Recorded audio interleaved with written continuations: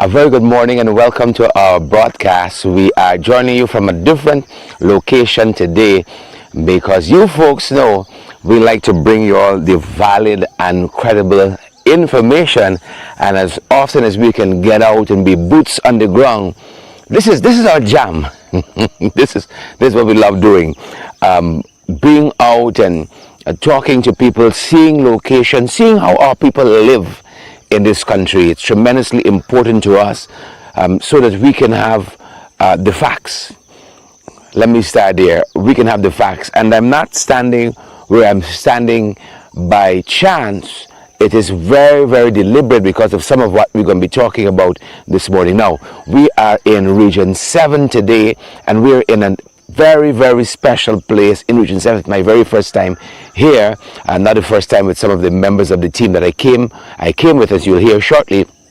But we are here in Region 7, and more in particular, we are here in Camarang Region 7, and just been talking to the residents overnight in Camarang and listening to some of their concerns here in this very, very beautiful area. And you'll hear in a short while me talk about flying into Camarang and some of what we saw. It is so beautiful. The mist, it's early morning here. The mist is now lifting from over the mountains here in Camarang, and guys, it is beautiful. I think my quality of life just being here in this unfiltered air, if you get me. There are not a lot of vehicles here moving around and that kind of thing. It's just the natural mystic, to quote Bob Marley. I'm going to come to why I'm standing where I'm standing in just a little bit. But I'm so happy for all the folks who have made this possible for us to be here. And we really wanted to get a sense of what is happening in some of these areas. And folks, so we always say the further out you go from the capital, it's more the corruption is rife. And one of the things people have told us here is that this touted transformation that we keep hearing about, that is happening nationally, all of this transformation, they don't feel it here in Camarang. They do not feel it here in Camarang, and that is one of the reasons why I'm standing where I'm standing this morning, folks. Now, I heard overnight President Irfan Ali was on social media, and I had the opportunity to read some of what he espoused on social media, and it is really an admission of the failure of this government. And where I'm standing also demonstrates that a total failure of this government. Now, I want to go through some of what I learned the president said. I want to touch on some of what he said on social media, talking about the arts and culture, for instance, that sector. It is an admittance that they really have not done here for our local artists and artistes. They have not done a lot for them. This is a big admission. This is now $1 trillion economy. And saying that really and truly, we've really been focused on friends and family and favorites, but we haven't been focused on you, the people who need it the most. And even though we've had trillions of dollars flowing through this economy, folks, you talk to people in this country are hurting economically, and some of what you're hearing is a band-aid fix only because it's election time. You give these boys another 5 years, God forbid you give them another 5 years, and it's the same old story you are going to be hearing 5 years from now. God forbid that should happen. But really and truly, I wanna go through briefly, just in broad theme, some of what he discussed. He talked about, as I said, the arts and culture sector, and perhaps how the government can rectify perhaps the damage they themselves have done in the infrastructure, developing a platform for arts and culture.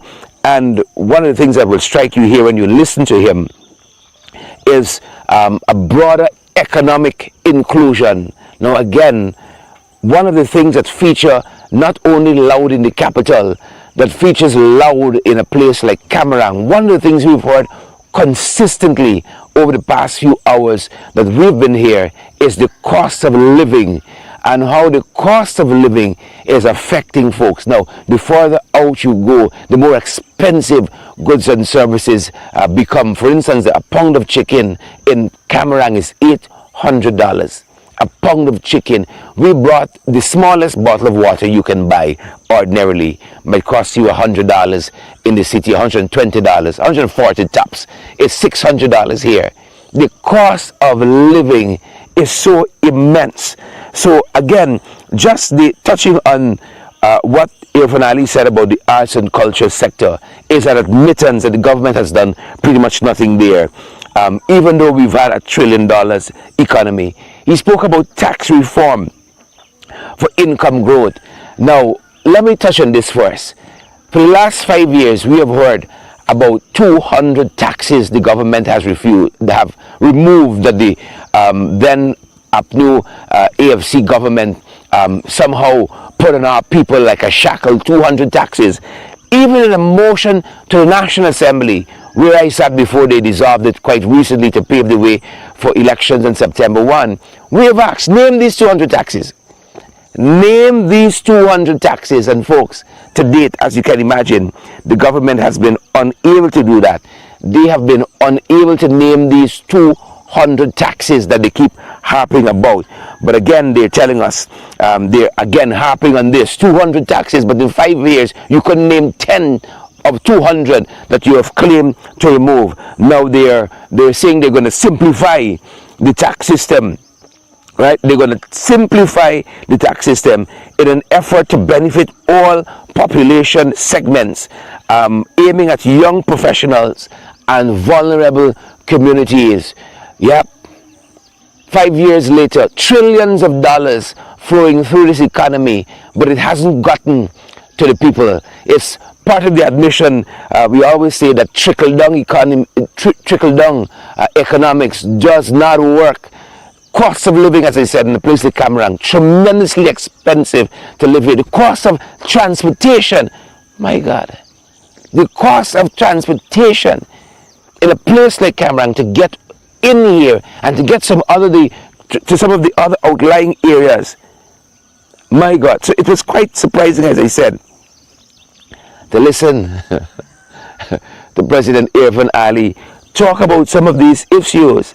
Now, I'm standing where I'm standing for a particular reason. I'm going to get to that very, very shortly, among some other issues. President Irfan Ali also talked about poverty reduction and the quality of life. As I said, the folks here in Camarang tell us this development and transformation that the government house ain't touched Camarang yet. They're still waiting for it here. Poverty reduction, quality of life, they would like that here. They would like that here. Our indigenous brothers and sisters, they deserve the same quality of life that we receive on the coast. And we don't receive a proper quality of life there too. You all know how we've been struggling with blackouts. 2 power ships later, we were promised that by now we should have been paying a 50% reduction in electricity. The whole gas to show program has crashed. The whole program has crashed. So in this poverty reduction and quality of life assurances that they're making now, they're aiming at poverty alleviation. 5 years later, trillions of dollars later flowing through this economy. They're hoping to bring some cost of living relief. Of course, we're learning the hard way. Trickle-down economics do not work. Some structural things need to happen, and not any quick fixes, folks. Some structural things need to happen, and not any band-aid fixes. And of course, as I said, they're hoping to improve the quality of life. 5 years later, trillions of dollars later, I don't see that money being spent in Camarang. You know, the airstrip here, we just have the airstrip, could use with a little bit they call resurfacing. Some rehabilitation work is needed here. What has all this money been doing all this time? And again, listening to this broadcast by Irfan Ali on social media, he talks about the holistic social vision and as a theme, and that every single area of vulnerability is going to be targeted. 5 years. What have you been doing all this time, Chief? Big Sahib, what have you all been doing all this time? Every area of vulnerability, Guyanese have been crying out, and some of the political shifts that you have seen is as a direct relation as the failure of this administration, and it's a demonstration that people have been hurting. You know who have not been hurting? Irfan, his immediate circle; Jagdeo, his immediate circle; Ashni, Nandlal, them boys, friends, family, and favorites. They have not had to eke out a living, to scrounge for a living in this country, and so it's laughable, it's ludicrous. Them now talking about every single area of vulnerability. You know, trillions of dollars later in oil revenue, high cost of living, youth unemployment, income equality, strained public services. This presentation of a finale on social media is an admittance of the total failure of this government in all of these areas and more, where high cost of living is concerned, where youth unemployment is concerned, income equality is concerned, strained public services is concerned. For instance, one of the things that the indigenous brothers and sisters have been talking to us about is the fact when the kids go off to these dormitory schools in search of a better education, they come back. Where are the jobs for them? You know, where's the employment for them? So many of them have to retreat to Georgetown, the national capital city, looking for this better life. Folks, this government has not broadened the benefits of the oil wealth, and them talking about the arts and culture sector, unemployment, employment period, is an admittance of now trying to build a safety net that accommodates more and more Guyanese.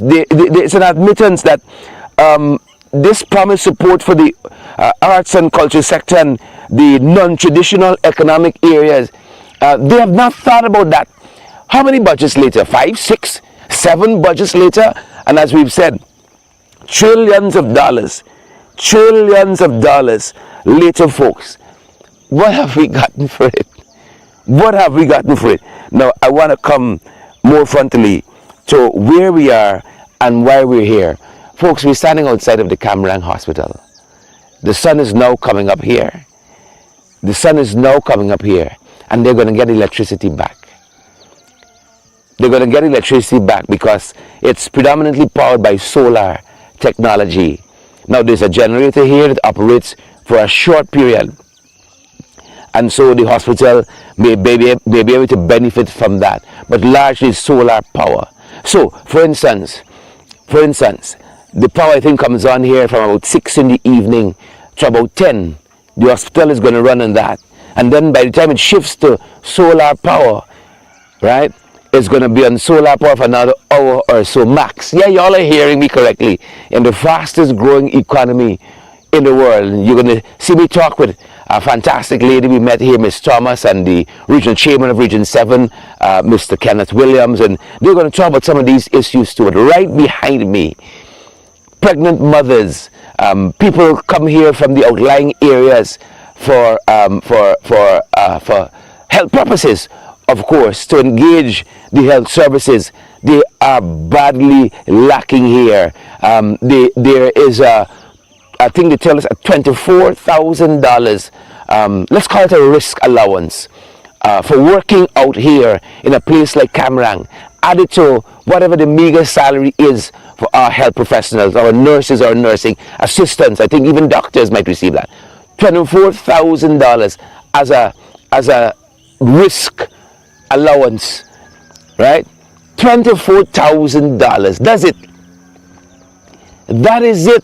How can we attract the best? How can we keep our people with that? So a woman might come here for delivery, right?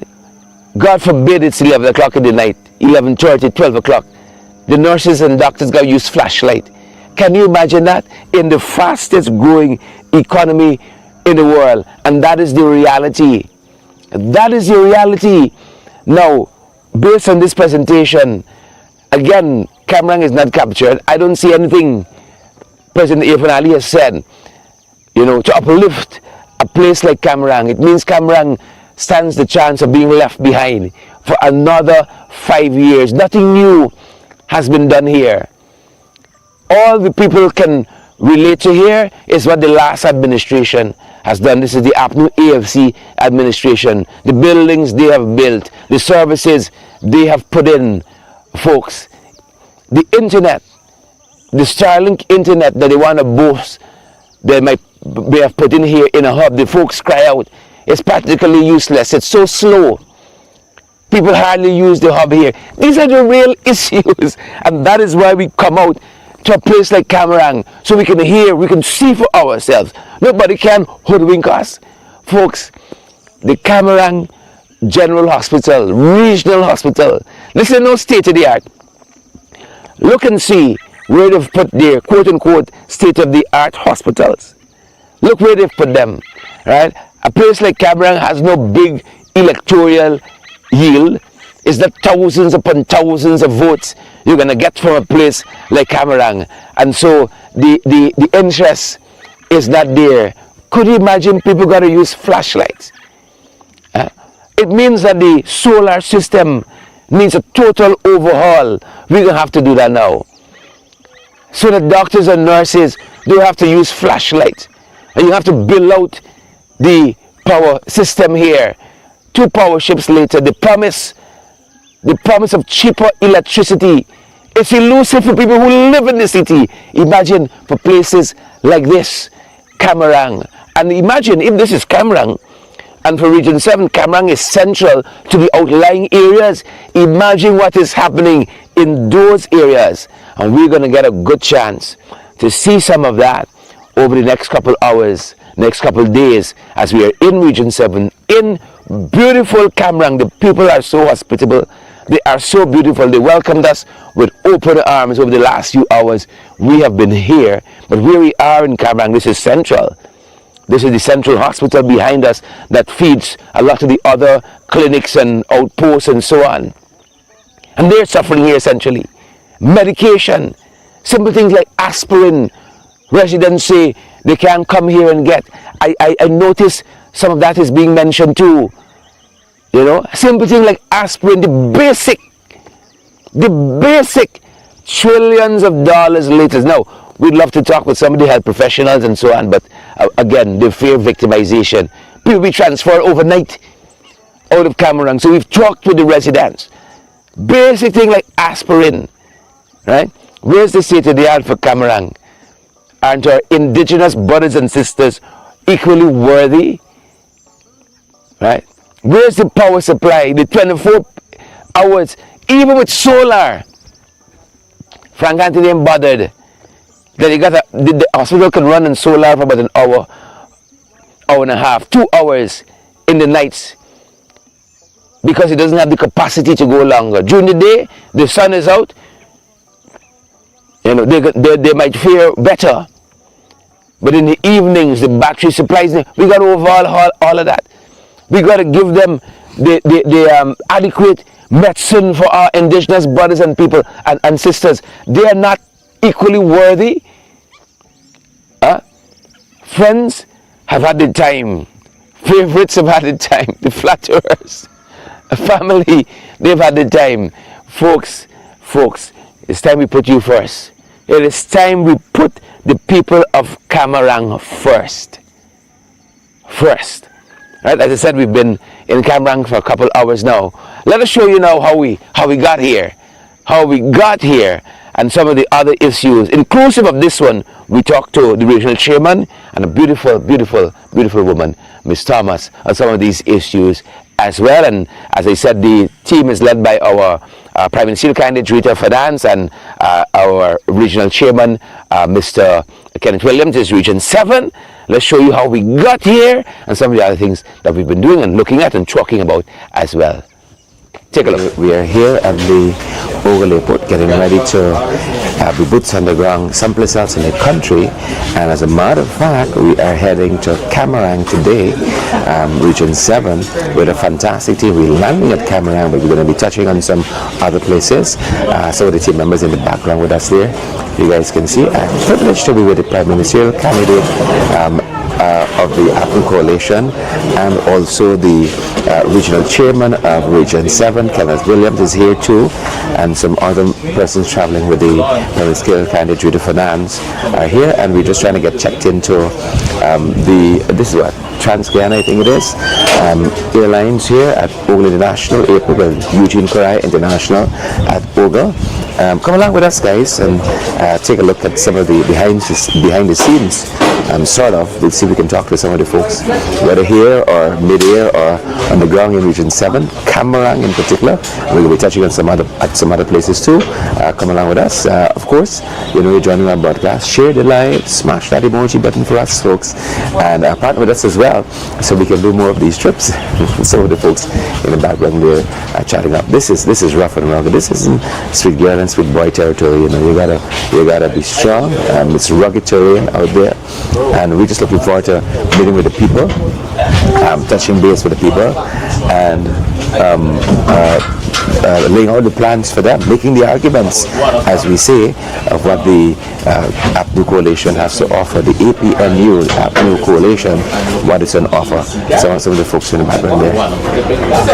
Alright guys, come along with us. We're about to board with everybody. About to board.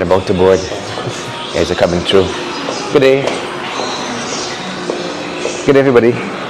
About to board. The guys are coming to the back. About to board. Beautiful young lady leading us out.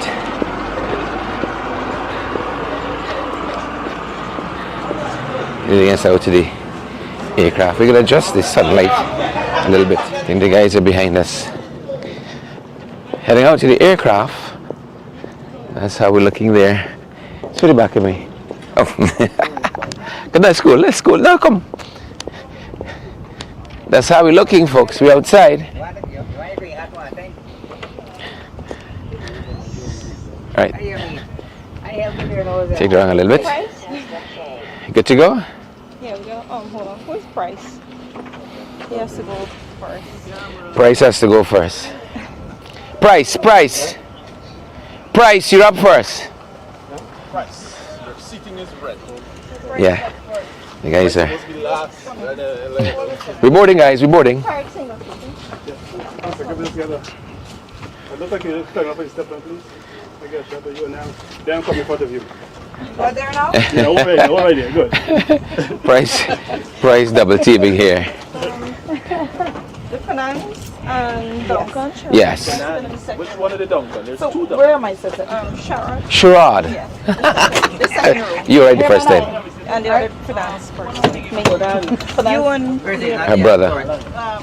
the two Finance. This is the chairman of Region 7, Kenneth Williams. Prime Ministerial candidate Judy Finance, of course. We're boarding here at Ogle, folks, heading into Region 7.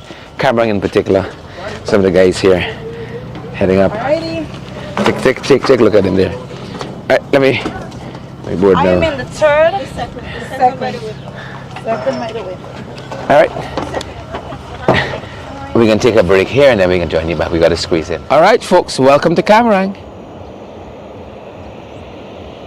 Welcome to Camarang, and we have touchdown.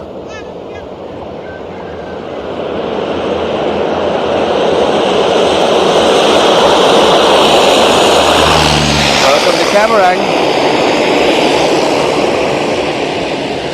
Alright, some of the guys greeting our Prime Ministerial candidate, Judy Finance. We are in Camarang and really talking with some of the folks here. Let me get a good better vantage point.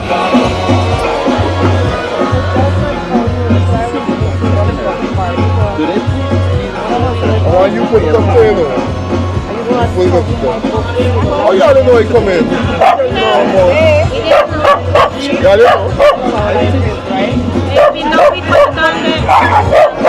With green shirt. We didn't know you were coming. No, we sit down here, we see y'all walk, everyone is who them.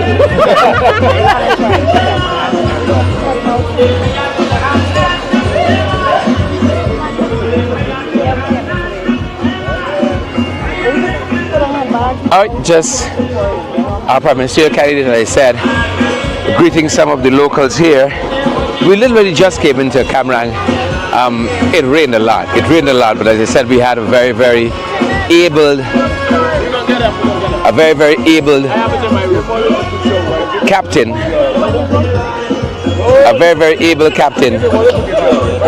that brought us in. Folks, you gotta see this country. It was so beautiful. They're flying over the Pacaraima mountain range. I think that's what the captain said. Seeing the Essequibo River from 8,000 feet up, seeing the Demara River as well as we came over that area as well. It was simply breathtaking. A heavy downpour. We came through that, and they didn't think the captain could put the plane down, but he defied our expectations and brought that plane down so beautifully. And the Prime Ministerial candidate Judy Fernandez just jumped right into it, already making acquaintances here. She's been here several times in the past. It's my first time here, my very first time in Camarang, and I am so happy to be here. The air is different in Camarang, guys. The air is different in Camarang. We're just off the runway here that is punctuated with some small business establishments, and we are just on the outside of one of those, on the facade of one of those. Some of the folks here in Camarang heading about their daily lives, their daily routine.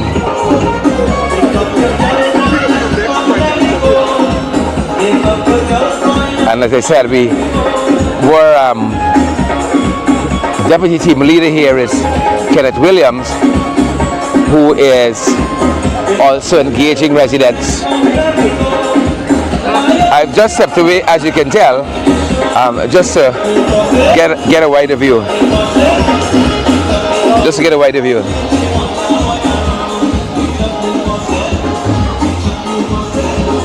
Just to get a wider view. Drita doing what Drita does best, greeting the locals here and chatting up and making the arguments. Alright, let me leave them there for a second. Just pan this way to show you guys.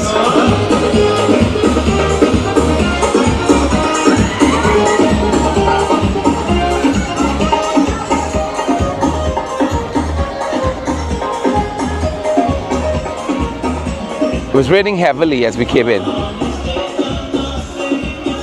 Heavily.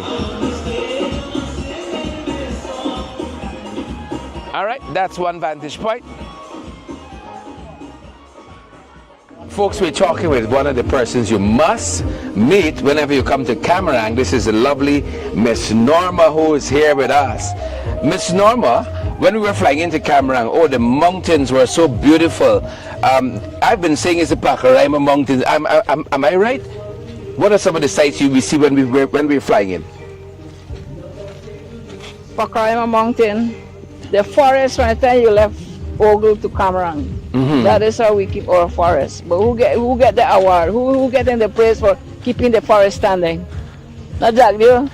Wow. Not we. Who keeping our trees standing? So you think Camarang is a little island marked off with Camarang River. Mm-hmm. And then when you go to the confluence by the point into Marjorie River. So this Camarang compound, the airship is on, is actually like a little island, like a piece of little island. Wow, it's so beautiful here, Miss Norma. It is so beautiful here. Let's talk about some of the challenges. As we've been talking with residents here, they've told us that, for instance, you were promised a hospital here a little while now, nothing is doing where that's concerned. What are your own thoughts? Oh yes, we were promised modern hospital with all the facilities, and it will start soon. That was last year. and they had consultation with us residents. You know, when we have to ask questions before we can say yes. Did the Minister of Health come up?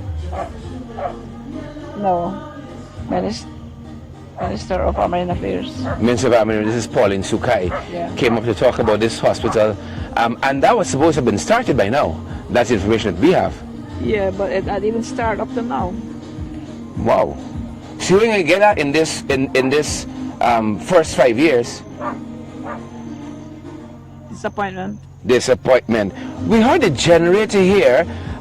Some folks got solar, and then the generator comes on for a specific time, but we were made to understand that that generator is down, or was down, for close to a month, if not more.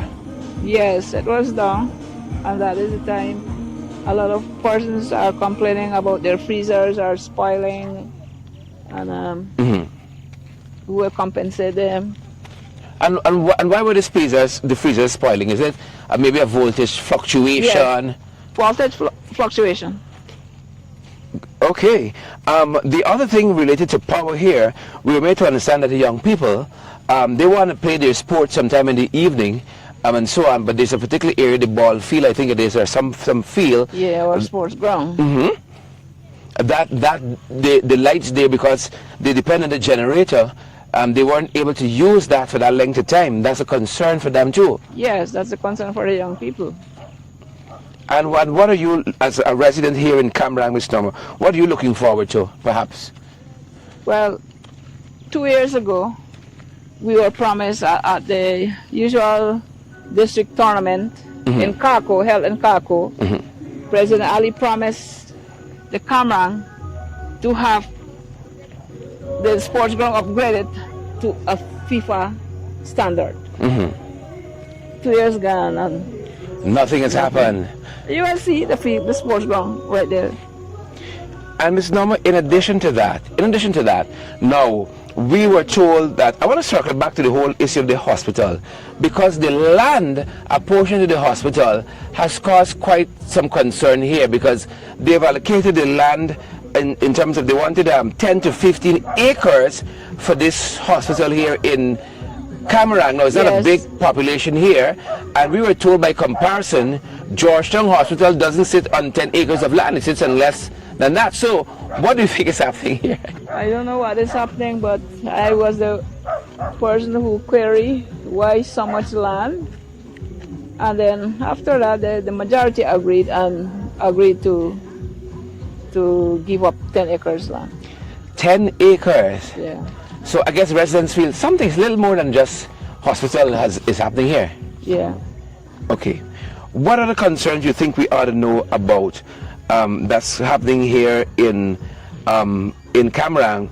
We know there's a lovely Seventh-day Adventist population, and the predominant language here is FYI. But what else are you guys looking forward to, perhaps, for the next government? With my concern for the whole district, we don't enjoy the facility of the Armenian hostel. That is in Cameron. Look, that is there.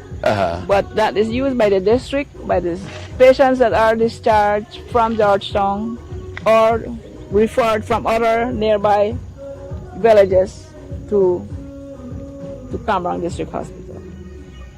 But then it needs a proper facility there, because when the discharged patients come from Georgetown, they are just left there. Whereas, you know, you are a patient at the main hostel, government have feed you, pay your passage, and up to date. But when they land here, nothing. There is no family there. We want the same facility like the main hostel. Somebody must cater for them until they reach back home. Yeah, And it's not there at the main hostel. Anything else you want to share with us, Ms. Norma? With the young people, I am very much concerned. I am the vice president for the Tunnel Tiger Sports Club in Cameron. In the event of the light system is down, we prefer solar lights at the sports ground. And one of the game that I want to introduce to Cameron is the table tennis. Table tennis. Yeah. All right. We think we can make that happen. Thank you very much, Mr. Tom, for sharing this time with us. Thank you so much. So we're going to be catching up with the regional chairman, Kenneth Williams. Chief, a very good day to you. All is well? All is well, sir. Excellent. Let's walk and talk. I know you're on the move here in Region 7 and in particular in Camarang.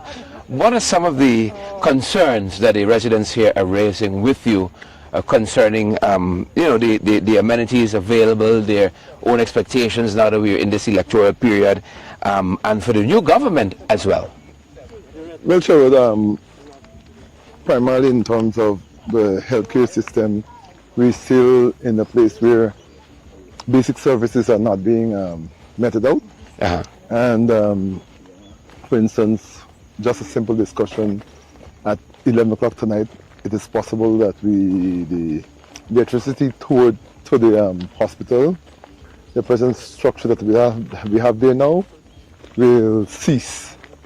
So if a pregnant mother comes in, she will, the surgery or the delivery will have to be done without basic amenities. They'll have to use torchlights, right?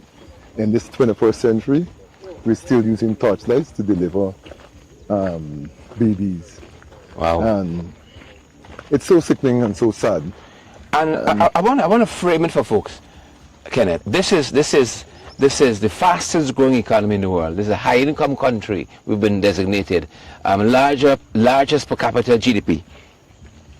People are using torchlights.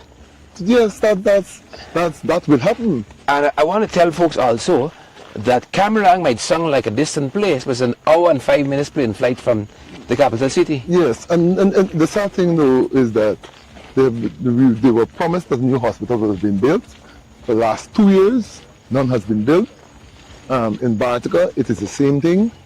A new hospital was promised to be built, and it has not been done.